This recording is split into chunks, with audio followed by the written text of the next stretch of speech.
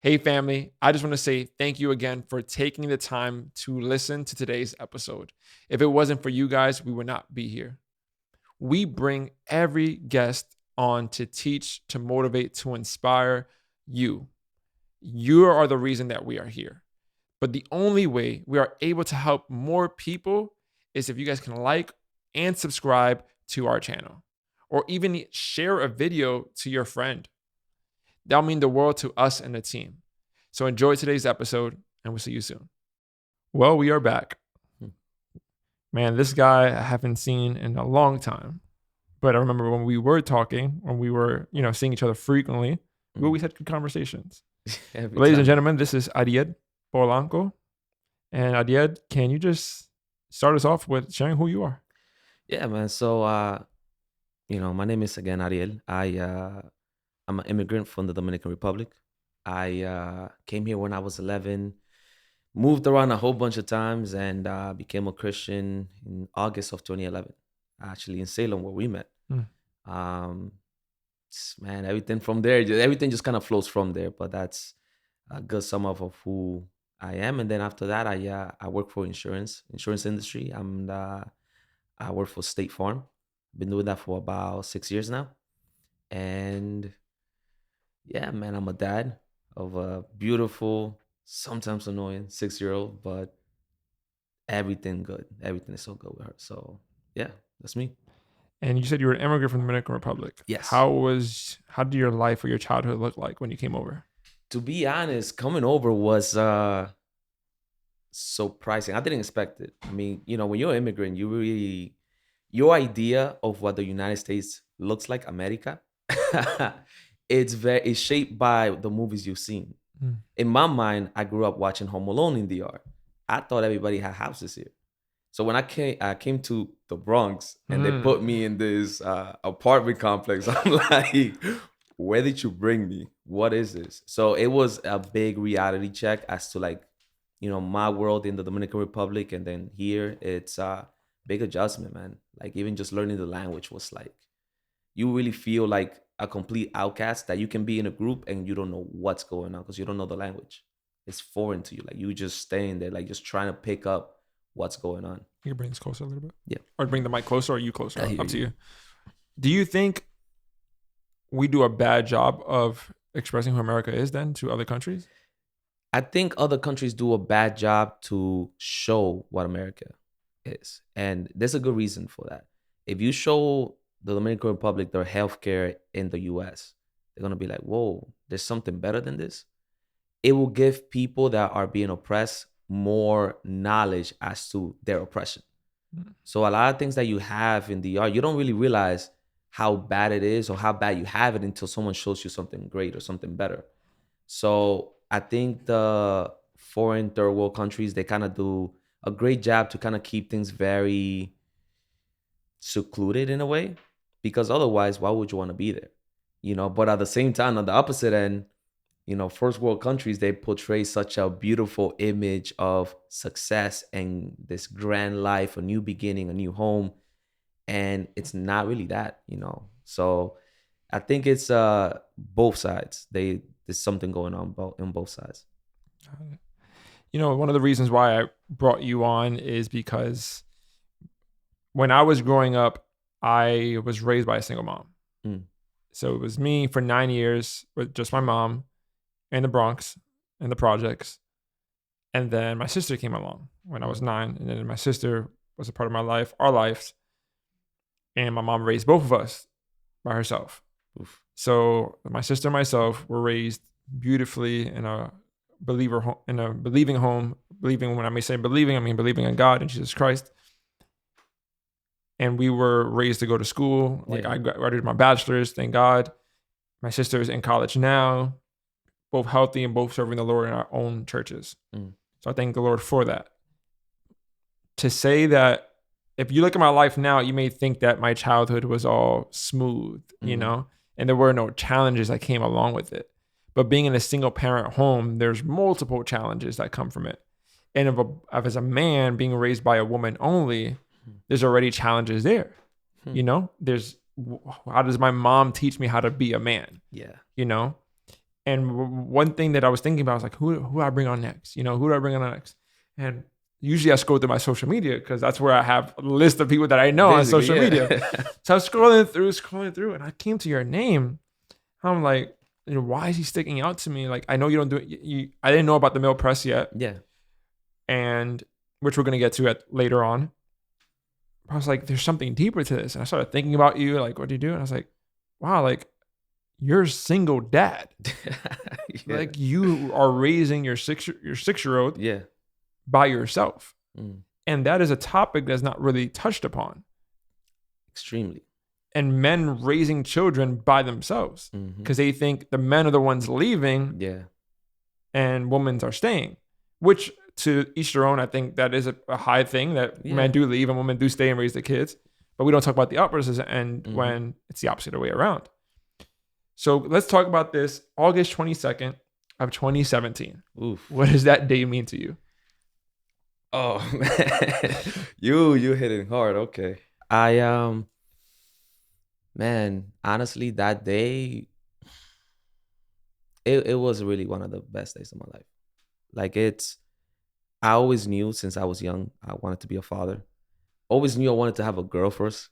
I know, which is bizarre, but always knew this from the beginning. And even when it came to Maya, man, there's so much in there. I can tell you it was the realization of a prophecy.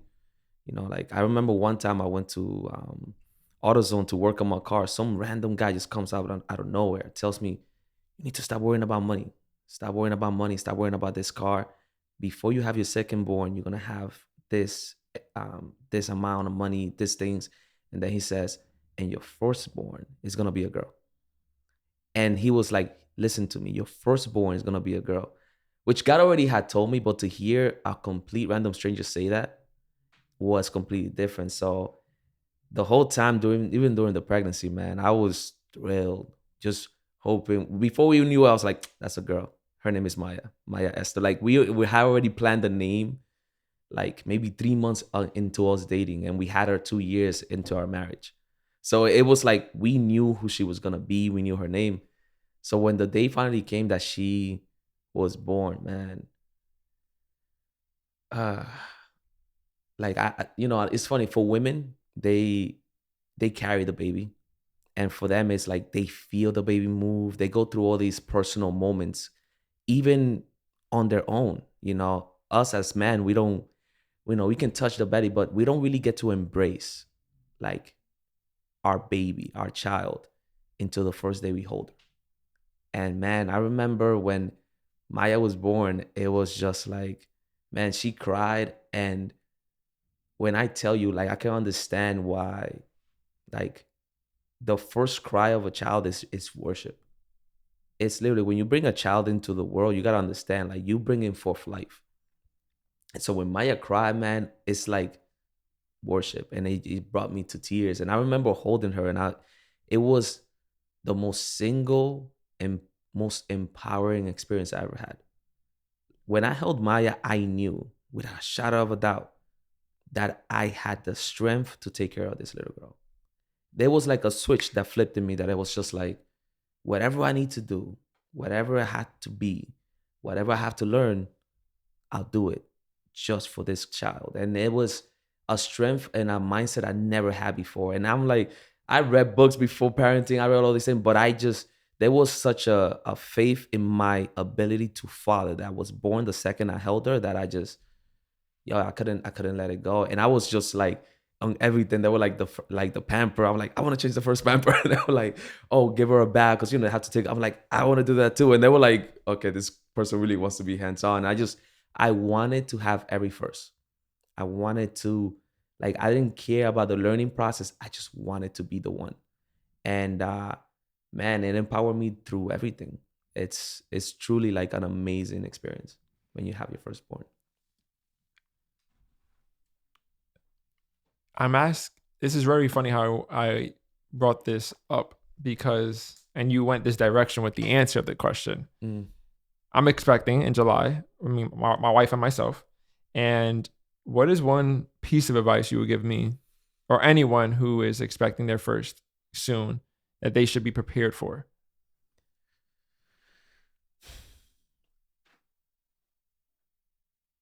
just realize that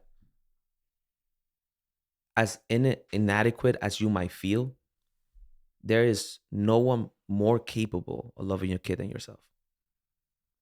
There's people that might be able to parent better than you, but nobody will be a better father than you, than yourself. You know, it is your identity. It has nothing to do with how great or bad you do it. You are a father regardless of the fact, no matter what happens. And nobody will be able to up one you in that regard. So no matter how inadequate you feel, no matter how much you struggle, no matter how hard it becomes, just keep at it, because at the end of the day, you are the only father to that child. Mm. And that's something that goes, you don't realize the how strong it is until your child starts looking back at you and talking to you, and you realize, man, like, she could have better him. She would rather have me. Like, $1 million dad or my daddy, and we're like, not my daddy. Like, it's not even a question. And honestly, that security that your child loves you because you are her father, there's nothing like it, man. So I would say that just stay focused and never doubt your ability to be who you are as a person. You are her dad. So that would be my advice. And thank you for that advice. And you talked about this click that like clicked on for you when Yes. she came into the world. And for me, something like that happened to me too. And you're the first person I've heard. I said like just something just clicked. Mm. When I found that when I got married, after I got married, it was a click on like I'm supporting my wife. Yes. I'm the leader. That's fine. Like there's no worries in the world. We're gonna figure it out. Mm-hmm. We've talked about certain things before we got married. Of course, made the certain plans, Mm-hmm. but it was a click. Like I'm not scared. I'm not worried. We're gonna figure it out. When I found out I was gonna be a dad, only a few months after I was married, 5 minutes I was in shock. I looked at the pregnancy test. I was just in shock. I was Mhm. like, "What?" I have a whole video I can show you. But then after those 5 minutes were done, I had no reaction the rest of the weekend. Mm-hmm. My wife was like, he had no reaction. I don't Yeah. I don't know how he feels. Yeah. And I told her I'm happy. And it didn't take until I was by myself where I really like teared and I was like, wow, I'm gonna be a dad. But at the same time, after those 5 minutes, going back to that, something clicked. Mm. I was like, all right, I'm just gonna provide for her too. Yeah. Or him too, whatever the child is, whatever gender the child is. And it was a click. And you wanting to say I was just clicked on. And like people ask me, it's like, how do you feel? Mm-hmm. I'm like, I feel great. Yeah. They're like, I think one of my friends were like, well, you're not scared? I'm like, nah. Yeah. Why would I be scared? Like, why should I be scared? Mm-hmm. And people want me to feel like not really, they don't want me to feel negative, but they want me to feel not happy or not ready for some reason. I don't know why. I believe that. I believe there's something behind that. To be honest, I believe that comes with marriage. I believe like this is a thing, especially nowadays in this generation in New York, right? Having an unplanned kid with someone that you're just dating, that you don't know what the future holds, where you don't know where you stand, that's scary. It's scary to know like there's a lifelong commitment with somebody who I'm not fully committed to. That's a scary place. So because of that, there's this stigma of like, whoa, it's like, whoa, that's scary. That's a big deal because we see the wrong order of how to go about it. When you look biblically, like having a baby is supposed to be a blessing. It's supposed to be your love bringing forth life. So that I believe that that's the protection that you get from marriage, that nothing is changing, something just being added. You see what I mean? And it's like out of the love that you have with your wife, you produce in life. And there's out of the stability and the covenant that you have with your wife, now you bring in forth life. Like it's a natural progression of things. And because of there's a covering, there's a protection that really gives you a sense of peace. And I know what you mean because when my ex-wife said that she was pregnant, man, I just like, she told me over the phone, which was hilarious to me because she sent me a picture and I'm like, that's not your finger. That's not a real pregnancy test. She goes, it is. I'm like, send me a picture with the wedding ring on with the other hand. She goes, I was like, You really pregnant? She goes, yeah. I'll call up. Like, you really pregnant? She's like, yeah. I'm like, okay. I hang up. No reaction either. Bro, I was working. It was like 11 in the morning. And I remember I left the office. I went outside. And I remember I went on this crossroad. And I remember I looked into the distance. I remember just sitting there and just thinking, okay, we have a good place. I have a good salary. Like, we're in a good place, Lord. Yeah, this is a good thing. And I remember, like, so simple, so chill, but it was such a peace that this next thing is gonna happen, and it just felt like a natural progression of things, and it felt covered. It just felt amazing. So I hear you. It is different when you have a kid within marriage, and I think that click and that sense of peace comes with that. It's the protection that God gives in marriage. That's a good point. Never thought about it like that. Yeah, man. Never did. When the time came, because I know the time didn't happen overnight. Yes. But when the time came when you were realizing that you were gonna have to raise your daughter on your own, what went through your mind? It's funny you say that. Man, it's never, and it's so funny because, like you said, it's not like a one moment to the next. I know this the term single dad, right? And a lot of people subscribe that term, like, wow, you're single, and they're like, whoa, like it's like, wow, like it feels like I'm like a spectacle sometimes. Because it's like, wow, that because They don't see that, they don't see that often, or right? talked about often. Excuse me. But to be honest, I don't consider myself like a single dad. I consider myself just a dad that's single. You know, who I am as a dad has not changed since the second I held her. Like I said, whatever I need to do, whatever I have to be, whatever it is that I need to learn, I'll do it. And that mindset carried me through that. It was small progressions. Like, my ex-wife, so weird because like I don't really speak, in that And of time course, space. don't Yeah. touch anything you don't want to touch Yeah, on. yeah, no, and don't get me wrong. Yeah. I'm an open book and about it all. But, you know, in that natural progression of things, it was, she left when Maya was like 9 months, and she moved to her parents at that time. And I was like, okay, and it was strange to kind of like, all right, let me figure this out. Like it was doing groceries with a 9 month old in a cart, going up the 3 floors with groceries, the baby and the car and everything. Like it was different. And I remember I even uh herniated my tooth disc on my back because of the things I was doing. Yeah. Wow. Like simple things like you don't really think about groceries and a kid and looking for parking when it's raining, you don't want to have your kid out. Like little things like that. That is just like those are the moments that I felt like, damn, I'm alone. But I didn't feel like a single dad. I just felt like I'm alone. And the progression of it all, honestly, it was just more like, I didn't know how to cook much, but I didn't want Maya to eat garbage, so I learned to cook. And I love cooking, man. Like I love like it's one of my biggest trips. I love learning new dishes, learning new recipes, and then growing up with Maya, it was more like, okay, I don't want you watching TV like that. So you're gonna be with me in the kitchen instead. Man, and we will spend hours in the kitchen cooking together. You see her with a little like play knife. And since she was like 1 year, 2 years, you see her like literally helping me in the kitchen and calling herself my sous chef, and it just became this natural thing that it wasn't that I was, oh, I have to do this by myself. I was more like, yeah, I just have to do this.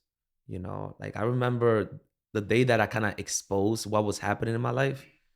I remember I was working for an agent called John Ciora. Respect the dude, Irish guy. And I go and I said, oh, yo, John, I need to talk to you. And I'm like, okay. And I'm like, all right, John, so this is what's going on, man. Yeah, I'm getting divorced.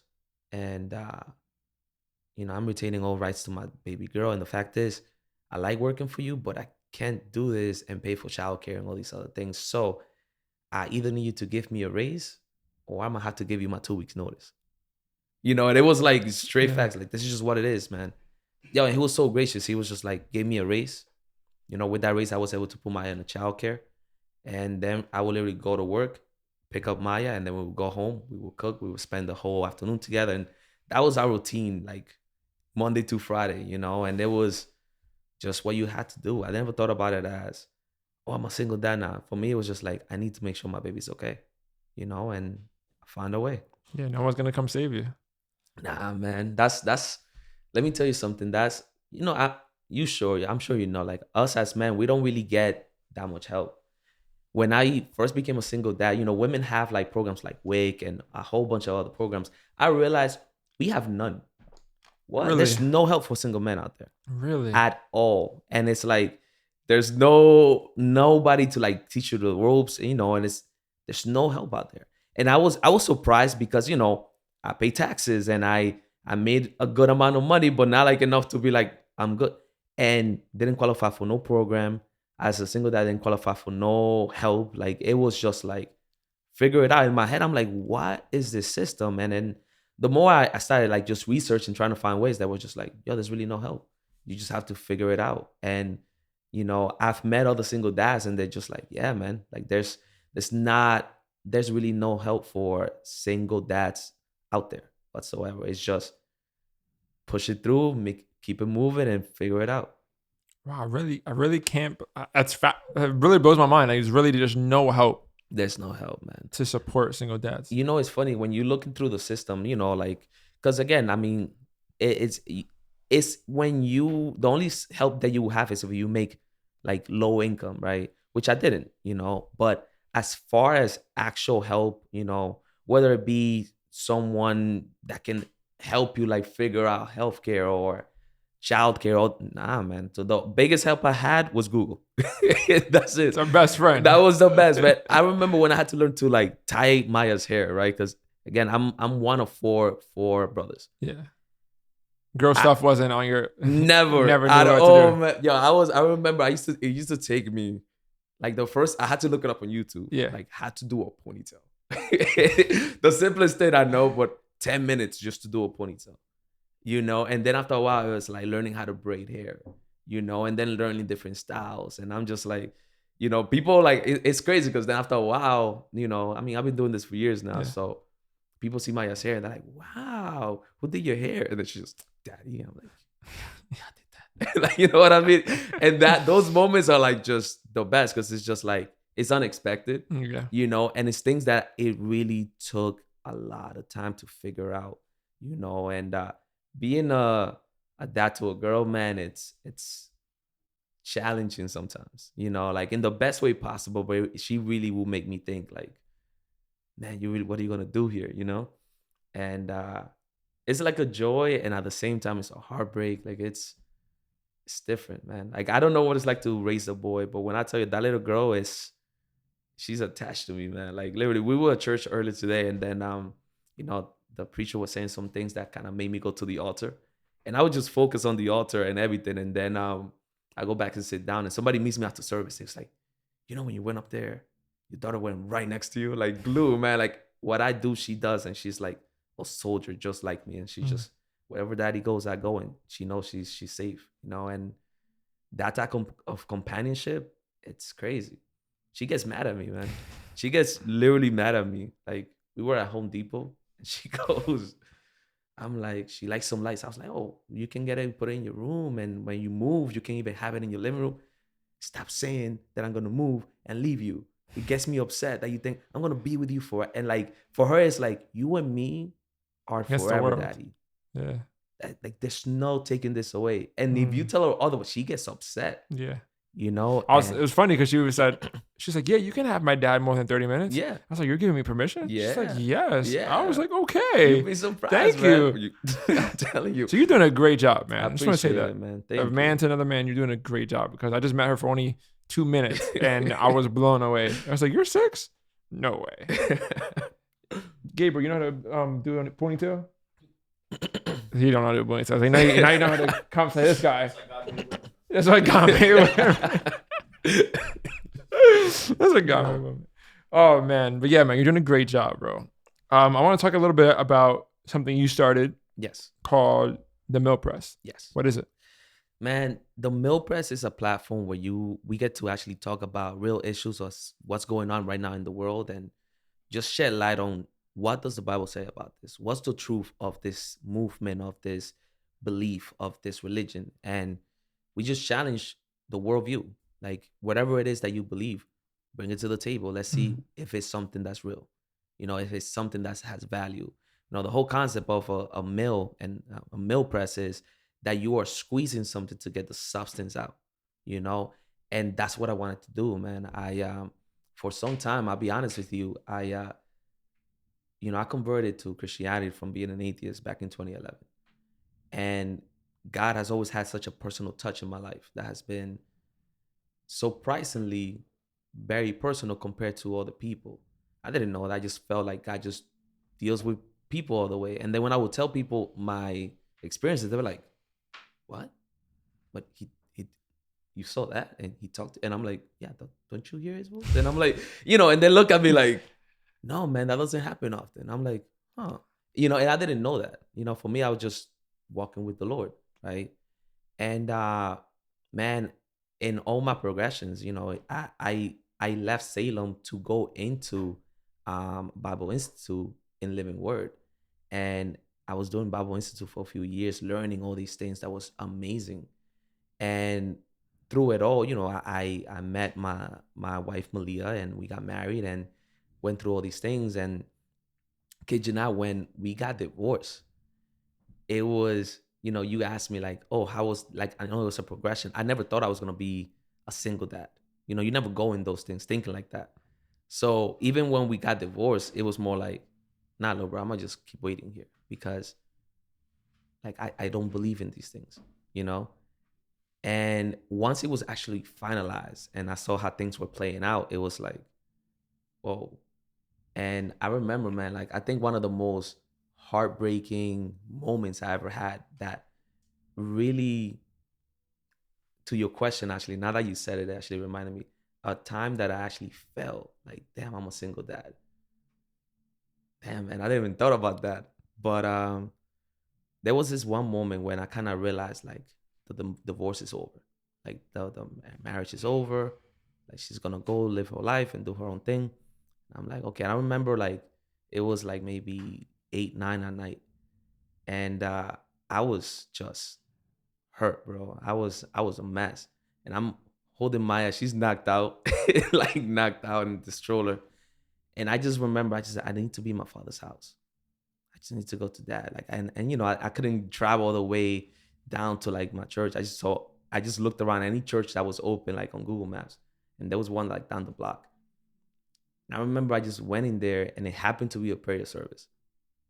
Man, and I remember I go in there, they have the lights dim. And you can't even see like it's just like you can only see like the pews.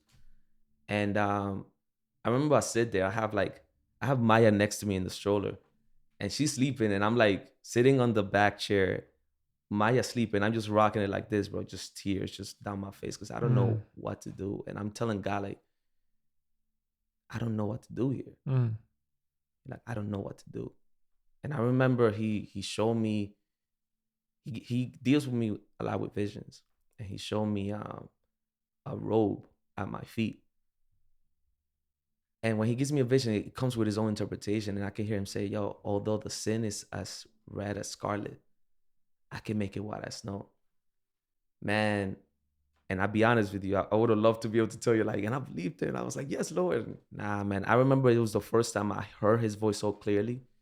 And I was like, nah, I don't forgive that. I don't even want that. And that was like such a turning point for me. That was like, I'm not going back to that.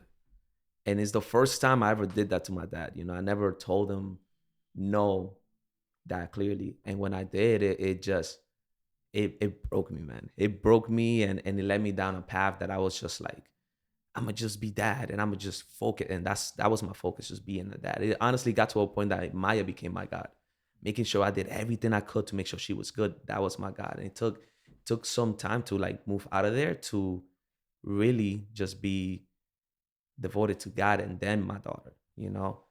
wow. Your daughter being your God. Yes. That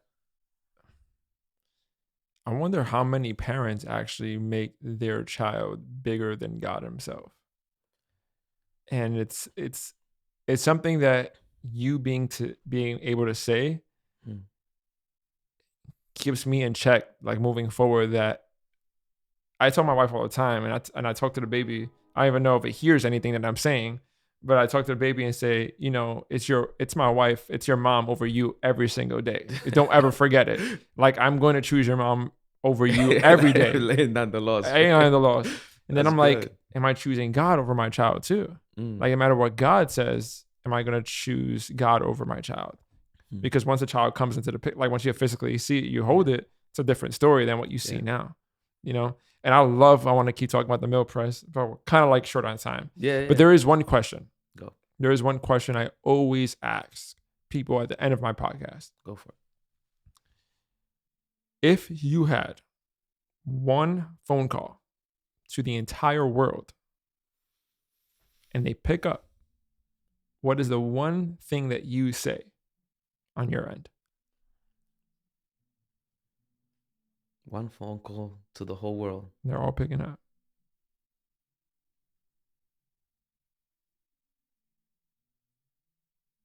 Yo, there's a dad in heaven that loves you. There's no greater dad, man. I would not be anywhere close to where I am if it wasn't for God. I just wouldn't be. You know, there's been so many moments that have been so trying, and it's the hope that has kept me alive. He's the dad that has taught me how to dad. You know, he's the one that has taught me how to provide, how to move forward, how to have strength. You know, and it may sound simple, but to be honest, us men, we sometimes don't have a role model. You know, and I'm blessed to do have my father, but my father here on earth versus my father in heaven, No comparison. nowhere near, man. And the lessons I got from my dad in heaven have been everything. I would say do everything in your power to hold on to that, to find out the truth of his love. Say, because everything else flows from there.